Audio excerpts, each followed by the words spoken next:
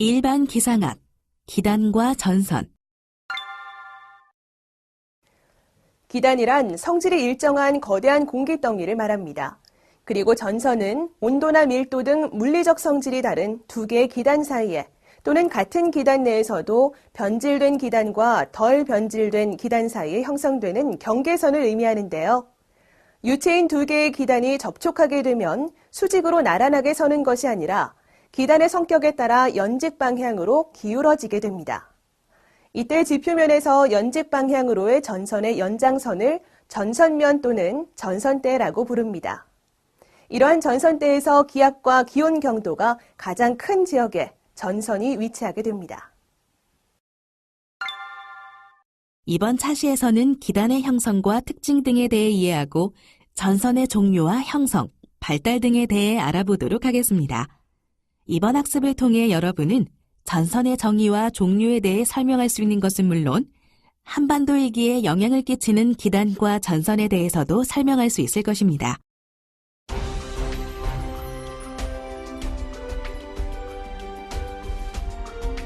(1) 기단.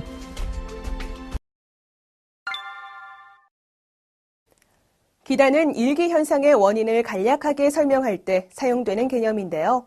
성질이 일정한 거대한 공기덩이를 말합니다. 여기서 성질이 일정하다는 것은 주로 기온과 습도가 주어진 고도에서 수평적으로 아주 비슷하다는 것을 의미하고, 거대하다는 것은 수천 제곱킬로미터 정도의 범위를 가지는 것을 의미합니다. 그럼 지금부터 이러한 기단의 형성과 특징, 변질, 그리고 날씨와의 관계 등에 대해 자세히 알아보도록 하겠습니다. 대규모의 공기덩이가 일정한 성질을 가지기 위해서는 기단이 생성되는 지역의 지표가 넓은 범위에 걸쳐 일정한 성질을 가져야 하기 때문에 형성 지역이 평지여야 합니다. 또한 한 지역에서 공기가 오랫동안 정체하면서 동화되기 위해서는 바람이 약해야 하는데 이런 조건은 주로 고기압이 지배하고 있는 지역에서 형성됩니다. 겨울에는 얼음이나 눈이 덮인 고위도의 평지, 여름에는 저위도인 아열대 해양이나 사막 지역이 적합하며 중위도 지역은 기단의 발생지로 적합하지 않지만 지표 특성에 따라 특유의 기단이 형성되기도 합니다. 그렇다면 기단은 어떻게 분류할 수 있을까요? 보시는 것처럼 기단은 발생지의 성질에 따라 대륙성 기단과 해양성 기단, 발생지의 위도에 따라 한대 기단, 열대 기단으로 구분할 수 있는데요. 여기서 키가 크다는 말은 상층으로 갈수록 고기압성이 더 강하게 나타남을 의미하며, 키가 작다는 말은 고기압의 성질이 하층에서만 나타난다는 것을 의미합니다. 발생지의 위도에 따라 기단은 한대 기단, 열대 기단 외에도 극기단, 중위도 기단, 적도 기단으로 구분할 수 있는데요. 극기단과 적도 기단은 CA 또는 ME로 표시되는 기단을 말하는 것으로 CA는 겨울철에 발생하는 극도로 한랭한 CP 기단을 지칭하는 것이지만 CP와의 구별이 어렵고 극지방에서는 고기압이 겨울철이 아닌 봄, 가을에 주로 발생한다는 점 등이 알려지면서 따로 구별할 필요가 적어졌습니다. ME는 극도로 뜨거운 기단을 지칭하는 것이지만 열대 기단과의 구별이 모호해서 더 이상 사용되지 않고 있습니다. 반면 중위도 기단은 한대 제트류와 아열대 제트류가 발견되고 아열대 전선이 상층의 상조남이 발견되면서부터 중위도 기단을 단순히 열대 기단의 변질된 형태로만 볼 수 없게 되면서 그 중요성이 오히려 더 커져가고 있습니다. 또한 중위도 기단을 인정하지 않고는 온대 저기압 상공에 열대 기단이 항상 위치한다는 논리를 피할 수 없는 문제점도 있습니다. 중위도 기단은 양쯔강 기단, 오가사와라 기단이라는 명칭으로 사용된 적이 있는데 양쯔강 기단은 그 특성이 확실히 보이지 않는다는 이유로, 오가사와라 기단은 북태평양 기단과의 구별이 또렷하지 않다는 이유로 사장되었지만 최근 중위도 기단에 대한 중요성이 부각되고 있기 때문에 다른 기단과 동일시하거나 사장시키는 것은 다시 고려해 볼 필요가 있습니다. 그리고 오호츠크해 기단은 봄에서부터 초여름에 걸쳐 발생하는 오호츠크해의 해빙과 더불어 발달하는 것으로 초여름에는 극동아시아의 장마 형성에 영향을 미치지만 가을에는 발달하지 않습니다. 이론상으로 기단에 대한 분류가 되어 있지만 실제 일기도상에서 각 기단의 경계선이 명확하지 않아 이를 구분하는 것은 어렵습니다. 이번에는 기단의 변질에 대해 알아보겠습니다. 변질된 기단은 해당 지역의 날씨까지 변질시키기 때문에 관심 대상이 되는데요. 이러한 기단의 변질은 지표가열이나 혼합, 지형에 의한 강제 상승류 등이 주요 요인으로 작용합니다. 기단은 발생한 지역에서 타 지역으로 이동하면서 변질되기 시작해서 타 기단과 혼합되면서 주로 온도와 수증기 함량이 변하는데 온도는 남북 방향으로 이동해서 지표의 온도가 발생지와 다를 때 가열이나 냉각 과정을 통해 발생하며 수증기 함량은 수증기가 연직 운동을 통해 방출되거나 지표층에서 유입됨에 따라 변합니다. 타기단과 혼합되는 과정이 넓은 범위에 걸쳐 천천히 진행될 때는 전선이 생기지 않지만 제한된 지역에서 급히 진행될 때는 전선이 형성되어 강수 등의 일기 현상이 동반됩니다. 이동과 혼합의 구체적인 예를 들면 한대기단은 저위도로 남하에서 지표가열에 영향을 받고 반면 열대기단의 북향이동은 북쪽의 한랭한 공기 위로 상승하면서 발생하기 때문에 중고위도의 저기압과 연관되어 발생하는 경우가 많습니다. 이때 북상하는 공기는 한대 제트류의 고도까지 상승하여 그 과정에서 전선과 강수를 형성하기도 하며 이런 과정을 통해 열이 운동에너지로 바뀌며 저위도의 열과 수증기가 고위도로 이동하는 대기순환이 형성됩니다. 강제 상승류의 경우 기류가 산맥을 넘는 동안 탈습되고 가열되어 본래 성질을 잃어버리는 경우가 대표적인 예인데요. 하지만 이 경우에도 위 상당 온이의 변화는 없습니다. 그럼 기단과 날씨는 어떤 관계가 있는지 알아보겠습니다. 한반도가 소속된 극동아시아의 기단으로 시베리아 기단, 오호츠크의 기단, 그리고 북태평양 기단이 있는데요. 각 기단마다 특유의 날씨를 가지기 때문에 어느 기단이 지배하는가에 따라 어떤 날씨가 될지를 예측할 수 있습니다. 한반도의 여름철은 북태평양 기단의 영향을, 장마가 시작되기 전의 계절은 오호츠크의 기단의 영향을, 장마철에는 오호츠크의 기단과 북태평양 기단, 시베리아 기단이 혼합되어 영향을 받으며 기타 계절에는 시베리아 기단의 영향을 받습니다. 시베리아 기단은 겨울철에 한반도까지 직접적으로 영향을 미치는 반면 여름에 가까운 계절일수록 중국 대륙으로 돌아들어오면서 변질된 상태로 접근합니다. 그러나 북태평양 고기압이나 오호츠크의 고기압이 한반도에 영향을 미치는 과정을 일기도에서 확인하기는 어렵습니다. 특히 지상 일기도에서 고기압이 동쪽에서 한반도 쪽으로 서진하는 경우는 발견하기가 극히 힘든데요. 한반도를 지나 동진하던 시베리아 고기압이 북태평양 고기압 또는 오호츠크의 고기압과 마주쳤을 때 상층의 저지 현상과 연계되어 동진 속도가 느려지면서 발달하는 경우에는 쉽게 확인이 가능합니다. 오호츠크의 고기압은 키가 작은 고기압이기 때문에 상층에서는 잘 나타나지 않아 실제 확인하기는 어려운 반면 북태평양 고기압은 500헥토파스칼 변에서 5880 GPM 등치선이나 5820 GPM의 등치선의 위치 변화를 추적해서 기단 가장자리의 이동을 추적할 수 있어 북상 또는 서진이 일기도상에서 흔히 발견됩니다. 이론적으로 500헥토파스칼 면에서의 장파가 후진하는 현상이 구명되어 있습니다.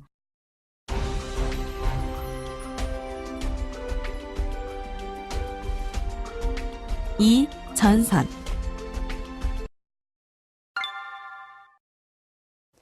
전선은 기단과 기단의 사이에서 또는 같은 기단 내에서도 변질된 기단과 덜 변질된 기단의 사이에 형성되는 경계선을 지칭하는 것으로 전선면은 전선역이라고도 하며 경계선의 연직 방향 연장선을 말합니다.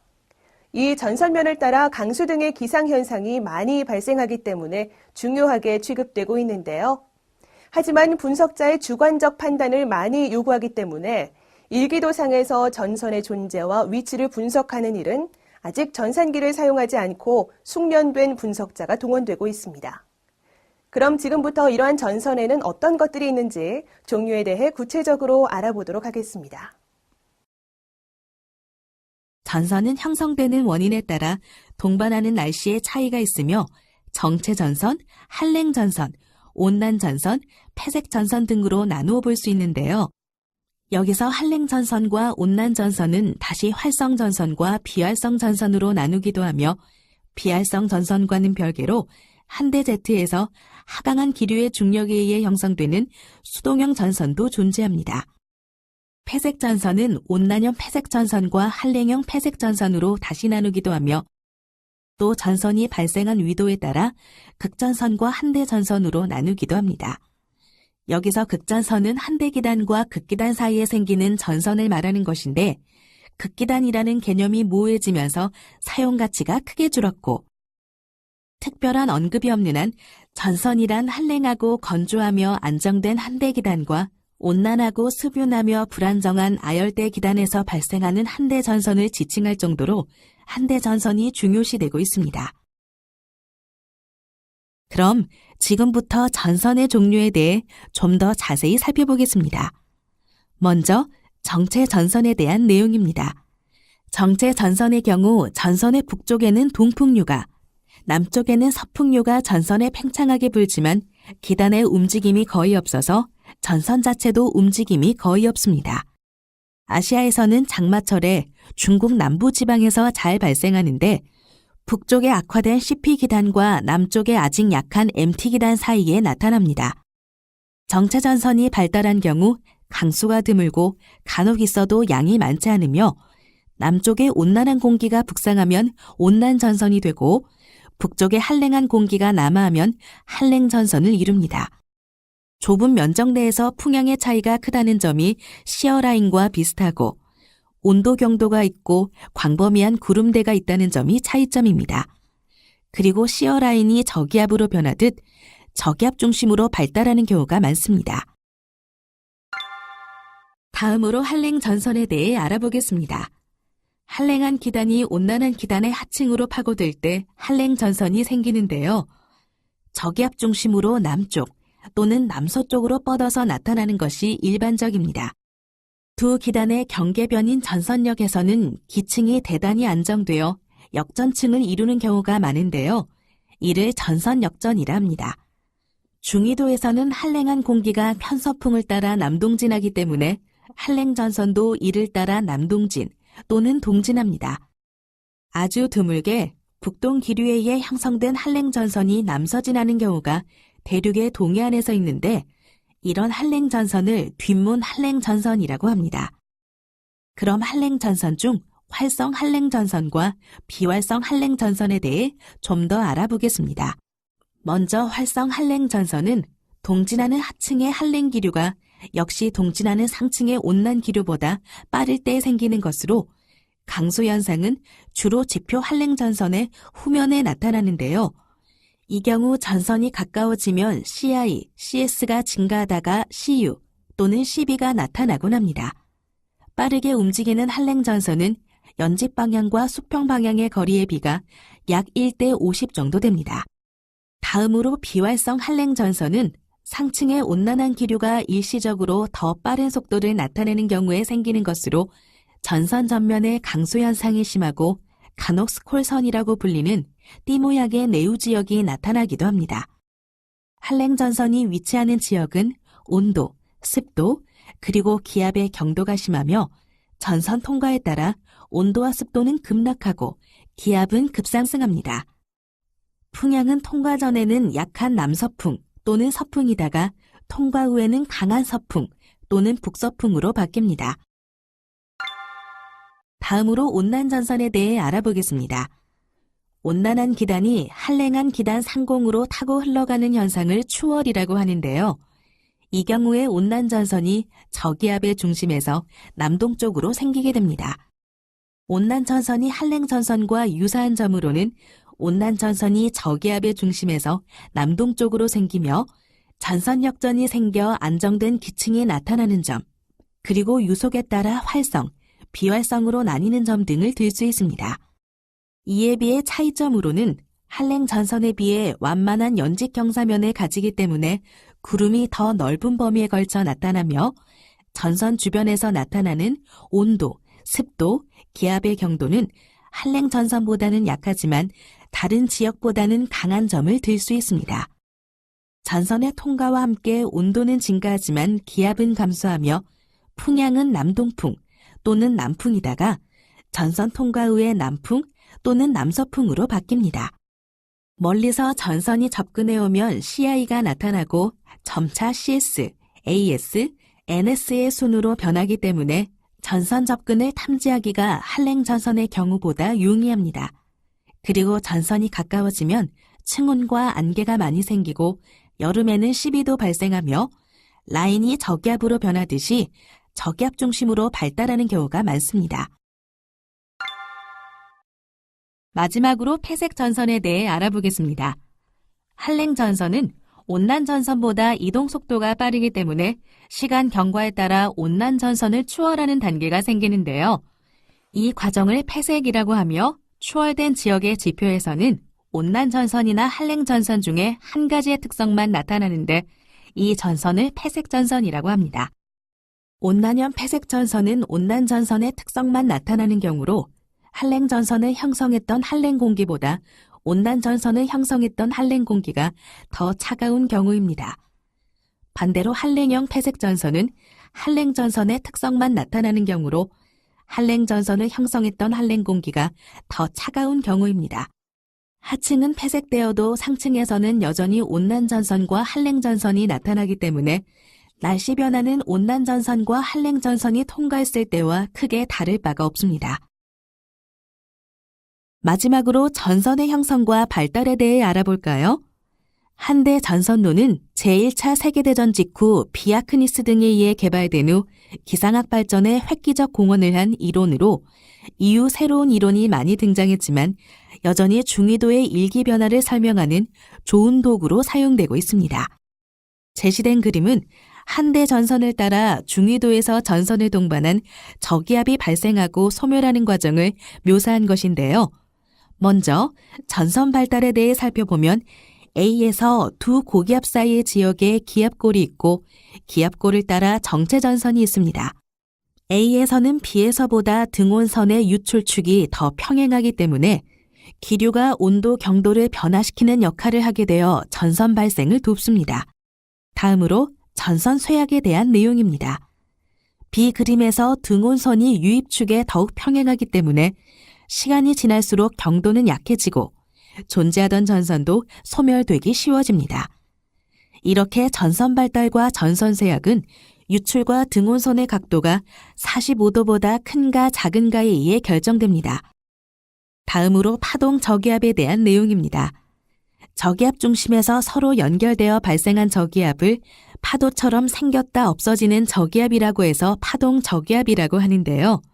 한랭 전선과 온난 전선은 각기 주도하는 기류의 방향을 따라 움직이기 때문에 온난 전선은 북쪽으로, 한랭 전선은 남쪽으로 이동하게 됩니다.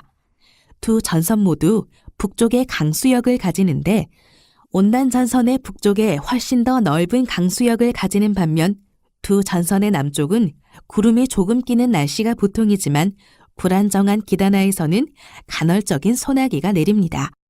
전선의 형성과 발달 과정에 대해서 계속해서 알아보겠습니다. 열린 파동은 상층의 향도류를 따라 동진 또는 북동진하면서 12시간에서 24시간 후에 더욱 발달해서 C와 같이 변하게 되는데요. 이를 열린 파동이라 합니다. 이러한 열린 파동은 직접 열순환과 상승하는 공기가 응결할 때 숨은 열을 방출하는 것이 필요 에너지원입니다. 다음으로 직접 열순환은 한랭 공기의 밀도가 더 높아 전체적인 무게중심이 하강하게 되고 그만큼 위치 에너지가 운동 에너지로 변환되는 것을 말합니다.